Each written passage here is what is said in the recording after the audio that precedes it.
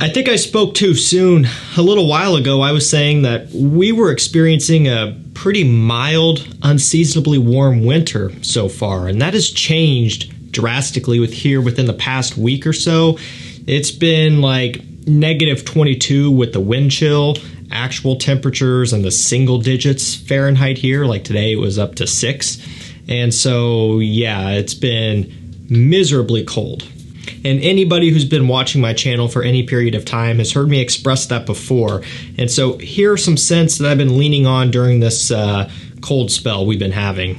These don't make it 100% better, but I have really been enjoying these a lot. And they do tend to hold up pretty well when it's super cold outside. And this first one here is YSL M7. Or M7 Oud Absolu, whichever you want to call it. They have gone through a series of changes with the name and the bottle. So you guys maybe remember the old like rectangular looking bottles. I don't even have one of those. Those were from a while ago. They discontinued it. They reintroduced it in this, I don't know, I can't remember what they call this line, but they have Rive Gauche and the original within this line. They reintroduced it as a black bottle. They changed that. They went over to a different bottle that says Oud Absolu, and now they went over to M7 by itself. So I guess if you were to buy it now, this is what you would be getting here, YSL M7. It's very confusing, but that's what it is. I do have one of those older bottles. This is what they looked like before, and I much prefer this. Now you can see it. I much prefer this. I don't know why they changed it up. I think this looks a lot more classy and defined, but nothing we can do about it. So this one has oud, orange, patchouli, get a bit of myrrh in here as well.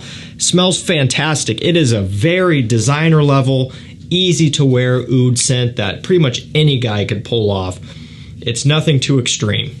And this is perfect for winter time, perfect for when it's super cold. What I like about this one in particular is that hint of orange gives it a little bit of a kind of refreshing freshness, I guess is how I would describe it. It lightens it up just a little bit, and it kind of gives you that feeling of, you know, the sun coming through on one of those, you know, single digit extremely cold days. You know, it's super cold outside, but you have the sun popping through the clouds, or maybe it's a sunny day and you just kind of get that somewhat nice warm feeling. That's kind of what the orange does in this scent here. It just gives it a little bit of a different pop and kind of a sparkle. You know, if you're kind of on the fence about oud and you don't know where to start, this is a good designer level one that you can usually get for around $80 to $90. This next one is Mercedes-Benz Select Night. So not to be confused with the original Select, which is a Creed Invictus clone. This is nothing like Invictus. This kind of more so does its own thing here. So this one has vanilla, lavender, some cardamom in here. I really like this one a lot. Comforting, warm, a little bit aromatic and fresh. Nice balance. Something that works great when it's cold. Could even work great when it's a little bit more mild, maybe even springtime if you wanted to, but it definitely leans in the sweeter direction. The vanilla in here is really nice, really creamy, very smooth, but it's not too syrupy and overpowering either. The vanilla used in here is not quite the same as what you're used to smelling in a lot of the new releases these days. It's a little bit of a different variety.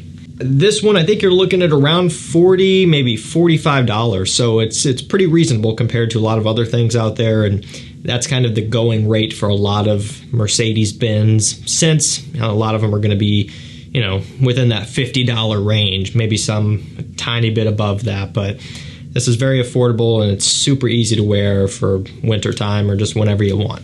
Now this next one you're looking at about $95, maybe $100. It's L'Homme Ideal Eau de Parfum by Giron, and really needs no introduction. Has almond, vanilla, cherry, and is a remarkable, classy gentleman scent. Great for dressed up, also great for informal as well. And for me, that's basically 100% of the time. I really don't dress up. I don't go out and do fancy stuff, but I still find myself wearing this all the time. And this is the type of thing that I'll even wear when I'm just by myself. If I'm in the mood for smelling like this because I want to, you know, smell it for my own personal enjoyment, then that's something I do because that's primarily what this one is about for me. I'm not saying that this isn't something that would get you compliments or positive feedback. It would for sure, but that's not my reasoning behind trying to wear this one. It's just for complete selfish reasons. I love how this smells. And I also really like the Extreme. You've heard me talk about that one a lot too, and I kind of go back and forth between them. That could have been in here as well, because I've also been wearing it, but I only wanted to feature one, and this time around I'm throwing in the EDP. They're almost interchangeable for me. I wear them both often. I have multiple bottles of both. I never want to run out of it, and I won't. And so this is one that as soon as it gets cold outside in fall, I'm looking forward to wearing it, and I'll wear it all the way through, you know, into the beginning part of spring. This next one is from Ferragamo. I believe when I saw this one last, around $57 to $60. So a little bit on the higher end compared to a lot of other Ferragamo scents, which, you know, could be as low as $25 to $30. This one's a bit more premium, but there is a pretty big difference between this and some of the other ones like F Black, which is great, by the way. But, you know, when you smell Ferragamo oud, you can tell that there's, you know, a lot more that's going into this one, and it does convey a bit more of a premium feel. This one has leather, tobacco, rum, and of course, a bit of oud. And kind of going back to what I was saying about M7, this is a super wearable oud, and it's less oudy and more mild than M7 is. And so you're really not getting a ton of oud in here, just a little bit, giving off a little bit of a woody nature to give it some grit and some texture, but nothing overpowering, something that, you know, you can, pretty much anyone can pull off. But it does give it just enough to kind of convey that classy, more premium, expensive, luxurious smell that you often associate with scents that are using oud, some more prominent than others. You get a bit of a boozy kick here as well from the rum, a nice smokiness from the tobacco, and then a masculine kind of textured leather in here. It's a really good composition. I mean, that note breakdown alone is enough to immediately sell me on this one. I was very excited to get this one in for the first time, and I've loved it ever since. Next up, we have Tom Ford Noir Extreme Parfum, and this one is super simple. By the way, absolute fingerprint magnet. It's really bad. I don't know. Nothing you can do about it other than to wipe it off, I guess. Even when you do that, it doesn't help very much. You would have to like get a microfiber and buff this out like it was paint almost. Yeah. Anyway, what I love about this one compared to the EDP is that it's better. And that's completely subjective, but the eau de parfum has never been a good performer on my skin, and that's kind of the main issue with it. And when there was nothing else, obviously there were no other options. So I had to deal with the performance, and I could adapt to that, you know, just spray it on heavier, and that usually will solve it, at least for a little while. But I didn't know that really they can improve upon the scent until they release this. And you're getting some leather in here, and that's what does it. It just gives it more of a masculine, heavier, richer base. And it's not to say that the original EDP was, you know, flat and two-dimensional and not all that interesting, because it is. But I think all around this one is just more complete, more full-bodied, more well-rounded. And coming in at a parfum, the performance increase is an added bonus. You know, at the end of the day, the scent itself is that much better to where it warrants a purchase, and, you know, the performance is a byproduct of that. But if you're someone who just, you know, couldn't really care less about the scent other than you just want better performance because it's a good compliment getter for you, the parfum will take care of those issues for you. So, you know, it's expensive, so is the EDP. A lot of people aren't going to want to justify having both, and so my advice is, if the EDP performs good on you and you're happy with it, then that's fine. You probably don't need to go out and buy this. Maybe sample it first, sell your old bottle or something and get this if you wanted to. But if you're someone who did struggle with the performance of the EDP like I did, this is the solution. So it's something to think about. And this is the only one that I'm really going to wear now that I have it. It's pretty much going to make my bottle of the EDP obsolete. Next up, we have Bulgari Man in Black. I love this DNA for this time of year. And what DNA is this? Of course, it's that Spice Bomb EDT DNA, although this one is much more grown up. And I've used this many times. Spice Bomb EDT is a guy in his late teens, early 20s, and Bulgari Man in Black is that same guy about 10 years later in his early, mid-30s. It's just grown up just enough to where it's a bit more mature, but still has a little bit of a fun side to it. That's kind of what this one's all about. And so Does have the spices going on in the tobacco, but then you're getting some rum in here, a bit of an alcohol kind of smell to give it more of a kind of a grown-up, expensive, premium, nighttime smell. And Man in Black, the name is very fitting. This is something that could go very much in the formal direction if you want it to, but also can be worn dressed down whenever you want. Definitely suited for when it's really cold outside. It holds up great. Okay, next up we have Hugo Boss The Scent Magnetic. So at the time of, well, actually that's not true anymore. They have a new one released. It is Hugo Boss The Scent Elixir. I don't have it yet. I've just seen it online.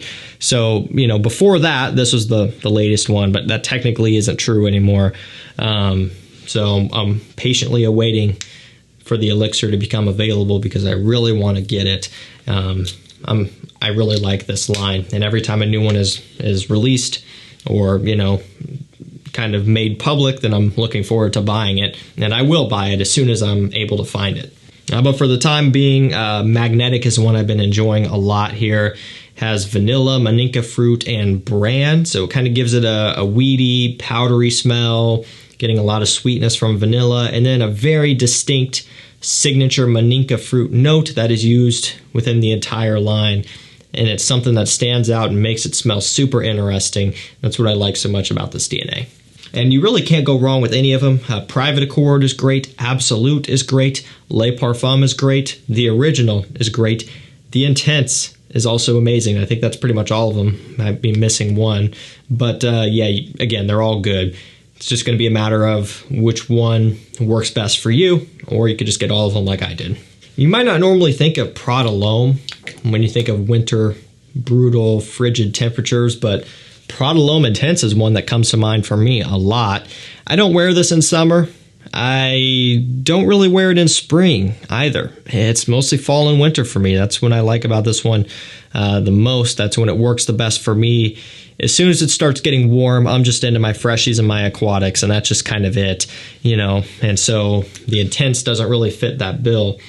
Prada L'Homme, the Original, I work it into spring and summer every now and then, but between the two, overall, Prada L'Homme Intense gets more time on my skin than any of the other Prada L'Hommes. So, this is infinitely more interesting to me than the original Prada L'Homme. I just like wearing it better. I prefer it. And this one has leather, some tonka bean sweetness in here to just give it a bit more substance and a bit more power behind that kind of soapy iris DNA. This is nowhere as sweet as some of the other sweet iris scents like Dior Homme Intense, Valentino Uomo Intense, and so on. But it is more sweet than Prada L'Homme. And again, that's just kind of something that I prefer, and it's just a lot more fun to wear for me. And so even though it's been miserably cold, this is still one I've been working in, and it works great. Invictus Victory Elixir. This is currently right now their latest release, and they've been doing pretty good with the victories, I have to say. The original's good. This one's really good as well. This one's got vanilla, tonka bean, incense. I like it. The elixirs, they're just going to keep happening, so it might be annoying, but there's nothing we can do about it. And if they're good, then they're good. And this one's pretty good. Now, it's not going to be everybody's favorite. It's not going to be the most unique thing you've ever smelled, but I do find it to be a better release overall than some of the other Invictus scents, like Legend, the Original, and even Invictus Intense, which I do like, but I think this is better, and I think they've done a good job with this overall. We know they're not going to stop releasing Invictus scents, so they're going to discontinue some more and continue to make more. That's just the cycle, but if they can maintain a good track record here and keep things somewhat interesting like this, then I think they could do pretty well. Last up for this video, we have Lana Delom L'intense. This one has iris, tonka bean, and violet in here. You don't hear too much about this. You don't hear too much about L'Homme L'Intense anymore. It's Lana Delom Bleu Electrique, and that's about it. Maybe sometimes the original Lana Delom. I talk about L'Homme Le Parfum every now and then and L'Homme EDP because they're really good, but they're just the hype behind the Loam and Lana Weed Delom line has fizzled, and I think we can kind of see that when you look back historically. Lana Weed Delom, just that OG, was carrying the line, both lines, for the longest time, Loam and Lana Weed. And now that that one's fizzling out a little bit, the whole line's kind of coming down until Blue Electrique came out, and then they discontinued that immediately, and that kind of messed everything up. So you just don't hear about these often, but they're really good. I think the whole line, both lines, all of them, I think they're all really solid. Each kind of do their own thing, and they're great collector's pieces. For me, I'm glad I have all of them. And Loam Lint Intense, or Lana Weed Delom Lint Intense, with that iris in here and the violet. It's kind of creamy and a little bit ozonic, but a lot of sweetness as well. It's one that is quite interesting. Alrighty guys, that's going to do it for me. Some great scents that have been working very well in this cold weather.